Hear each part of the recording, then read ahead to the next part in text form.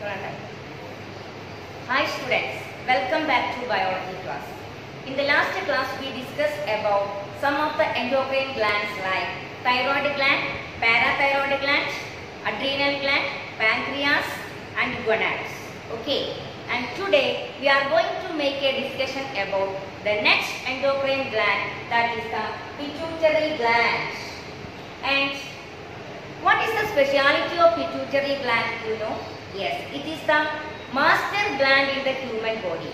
Do you know what is the reason for telling like that? Yes, because some of the hormones produced by the pituitary gland has influence upon other glands to produce their hormone. That is why pituitary is known as the master gland in the human body. What is the reason? Once again I am repeating. Pituitary gland will produce some hormones, and this hormone has the influence upon other glands to produce their respective hormones.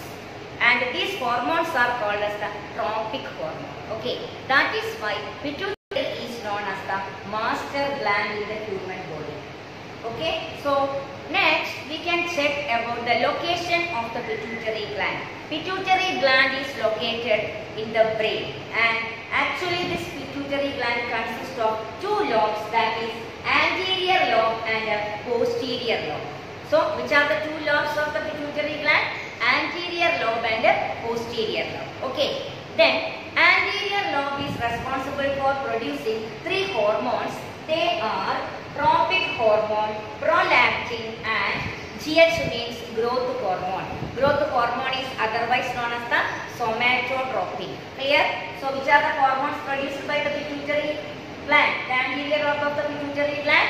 They are tropic hormone, prolactin and growth hormone. Okay, and this tropic hormone again consists of three hormones. They are TSH, ACTH and GTH.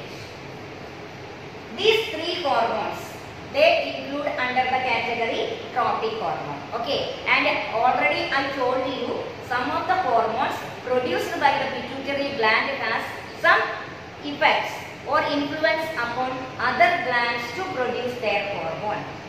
So these are the tropic hormone, that is TSH. TSH means thyroid stimulating hormone. So this TSH will activate or stimulate the thyroid gland. As a result, thyroid gland will produce the hormone thyroxine or calcitonin. Okay, and ACTH, this will stimulate the adrenal cortex, and as a result of the stimulation, adrenal cortex will produce their hormone. Okay, and in the same way, this GTH, gonadotropic hormone, this will stimulate or activate the gonads and thereby producing the respective hormone, that is the male and female sex hormone. Okay, so this is the tropic hormone, and these hormones are responsible for stimulating the respective glands. As a result, they will produce their respective hormone, and this is the reason I told you our pituitary gland, that is known as the master gland in the human body. Okay, clear? Yes. Then next we are going to make a discussion about how does the pituitary gland is able for this. So I already told you pituitary is the master gland. Okay, even though pituitary is the master gland in the human body, the functioning of the pituitary is under the control of hypothalamus. I think all of you heard about the hypothalamus. Do you remember? Yes, we already studied in the first chapter. Hypothalamus is a part of the brain. We studied about the 5 important parts of the brain. Do you remember which are they? Cerebrum, cerebellum, medulla oblongata, hypothalamus and thalamus. Okay, so this hypothalamus is responsible for a group of hormones. They are known as releasing hormone, and these releasing hormones are transported through the blood and they are reaching to the anterior lobe of the pituitary gland, and the anterior lobe of the pituitary is stimulating. As a result, it will produce the tropic hormone. Okay, so before that we have to understand how does this hypothalamus and pituitary, the anterior and posterior lobe of the pituitary is connected. Okay, so actually both of them are connected by the nerve fibers and blood vessels. Okay, so the releasing hormone hypothalamus consists a group of cells. They have the capacity to produce the hormone, and these cells are known as neurosecretory cells.